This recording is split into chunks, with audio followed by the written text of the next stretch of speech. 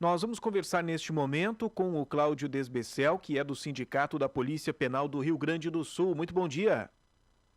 Bom dia, obrigado por essa oportunidade de estar conversando com os ouvintes da rádio, tá? Muito obrigado.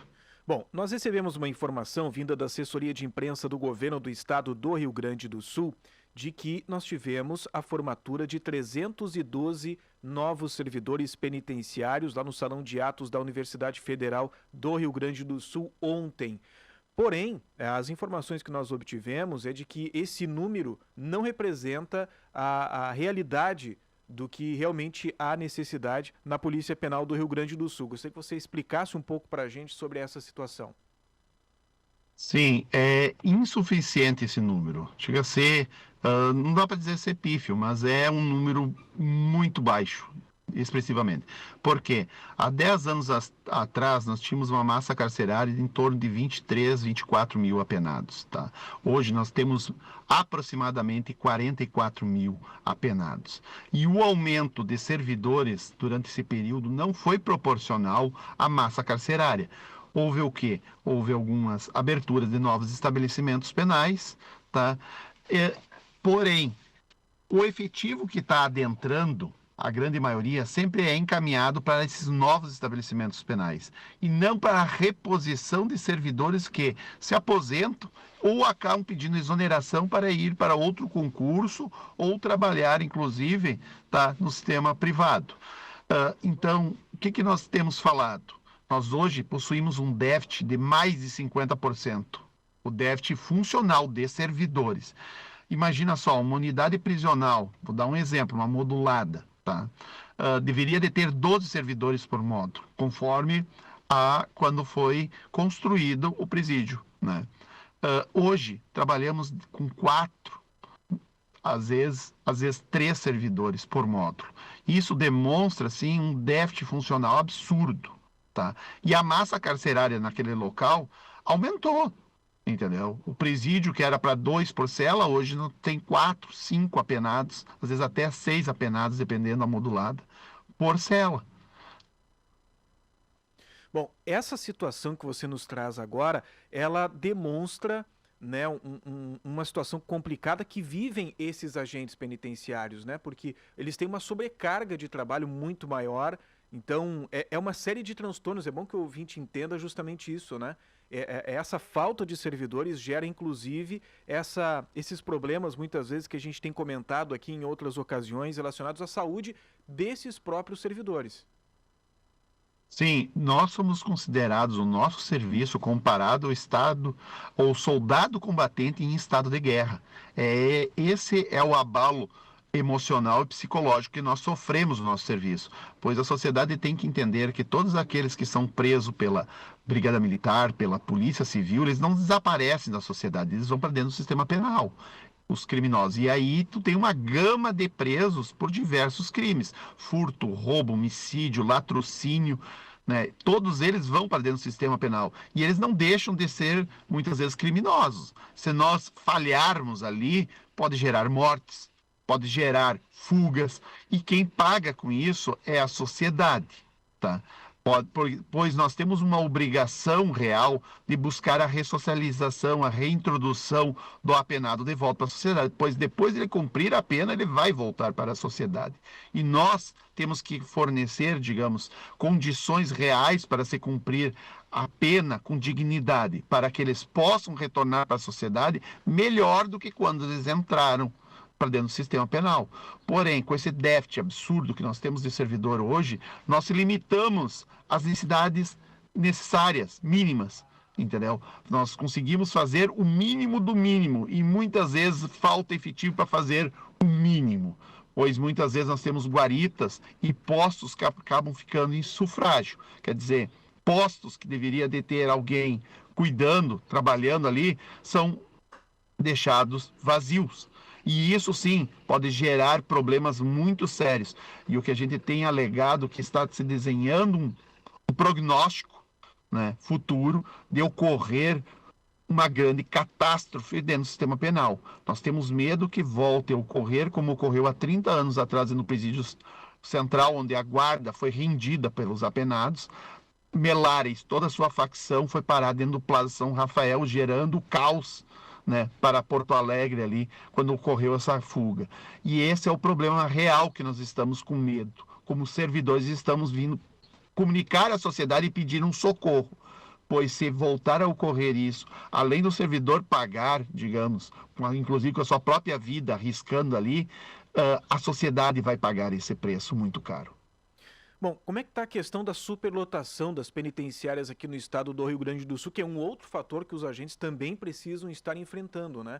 Ou seja, é um número muito acima daquilo que é a capacidade ideal nos presídios do Rio Grande do Sul. Foram abertas novas vagas? Essas vagas, se foram abertas, elas são suficientes? Como é que está essa situação? Como é que o sindicato acompanha isso?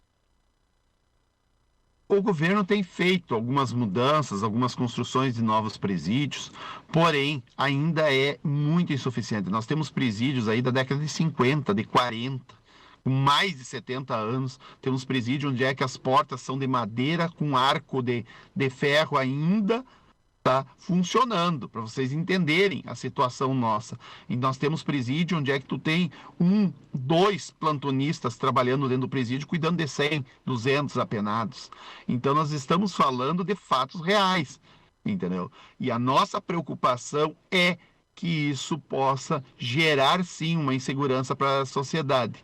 Nós temos vários problemas dentro do sistema penal, inclusive um deles aí é a imaturidade da gestão. Algo que nós temos pedido muito é que nossos gestores sejam pessoas com grande expertise, mas infelizmente nós temos optado, o governo tem optado por colocar de uma forma geral, digamos, dentro do estabelecimento penal, muitas vezes gestores inexperientes, muito novos, com pouca expertise, gerando sim um tensionamento ainda maior dentro do sistema penal. Bom, a gente tem um problema relacionado à polícia penal que ele vai de encontro com outras categorias, né? Como a própria Brigada Militar, com a própria Polícia Civil, que é o seguinte, né? Ao passar dos tempos, alguns desses profissionais acabam saindo. Eles se aposentam, eles têm outros motivos, até mesmo mudam de profissão. E aí nós temos uma questão de defasagem, né? Recompor esse quadro e devido às novas necessidades que o sistema penitenciário gaúcho vai apresentando, há necessidade de que tenhamos novos chamamentos. Então, esses mais de 300 que foram anunciados ontem é um número muito abaixo daquilo que é necessário. Sim, é muito abaixo, porque uma das atribuições que nós estamos sendo delegados atualmente é a função da muralha, que é a parte externa, que é o muro alto, onde é que tem umas guaritas, tá? A Brigada Militar fazia essa guarnição, tu tinha em torno de 1.000 brigadianos fazendo isso. Só que o governo optou pela retirada deles, da Brigada Militar voltando para a rua, fazendo o seu serviço, sim, ostensivo, né? Não que nós discordamos disso, mas só que, ao mesmo tempo, teria que ter essa recomposição de 1.000 agentes penitenciários para fazer isso, né? Só que o chamamento é esse, de 100 servidores para fazer essa recomposição. Quer dizer, se tu já tem um déficit de 50% dentro do estabelecimento penal, tu vai ter que retirar mais um servidor de dentro da cadeia para fazer essa função da muralha, tá? E ao longo dos 10 anos, nós temos o quê? 30% dos servidores que entraram durante esse período pediram exonerações. Foram para outros concursos, vários, ou inclusive para o privado, pois o nosso salário como servidor público está congelado há 10 anos. Eu recebo exatamente o que eu recebia há 10 anos atrás no meu contrato, ou inclusive talvez até menos líquido, pois teve aumento de saúde e previdência que nos onerou ainda mais. Então são coisas que acaba provocando que o servidor busque o seu sustento, a sua dignidade em um outro local que não é o serviço público.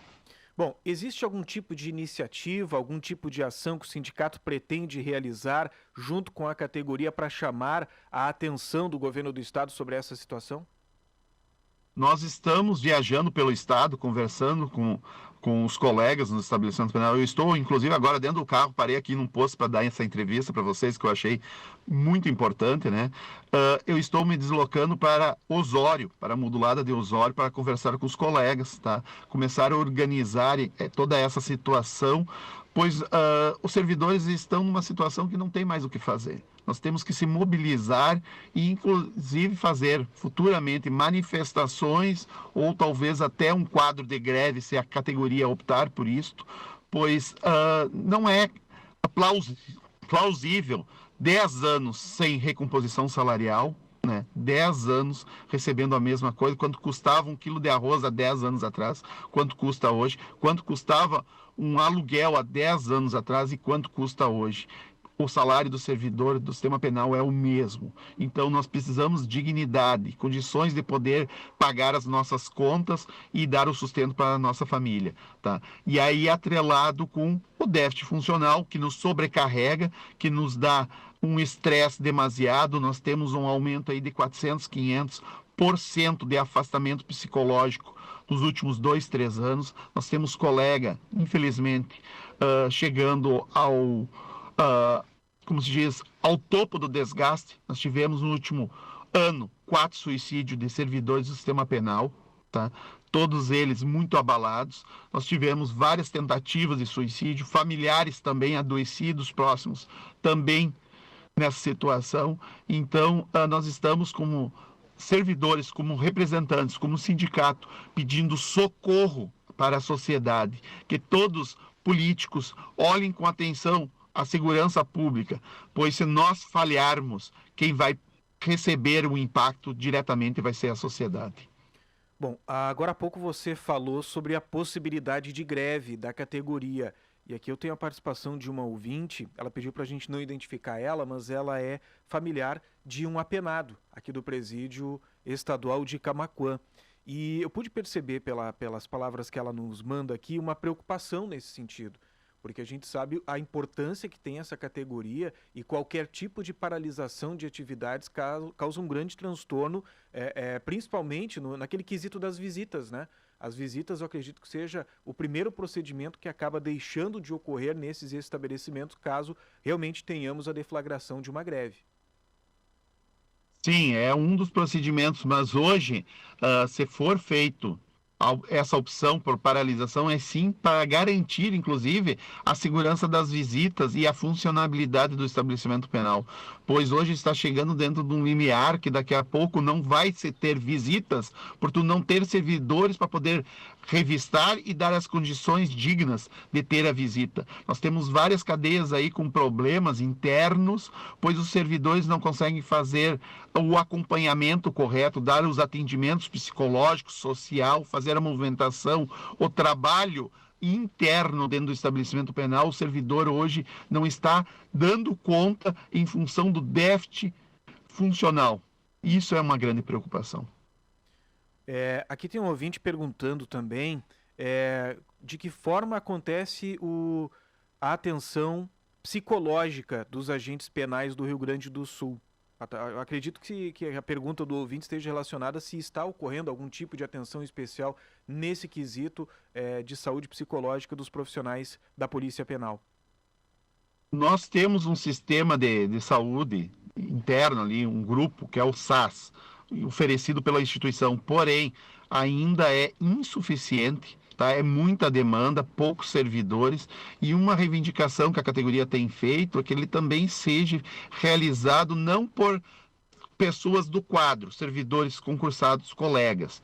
Né? Tem vários colegas que têm uma certa, como se diz, fica com medo, muitas vezes, de falar diretamente com outro colega. Gostaria de ter uma pessoa de outra instituição para poder contar os seus problemas, as suas mazelas, e muitas vezes são problemas funcionais que nós temos. Nós temos uma quantidade absurda de assédio moral entre os servidores.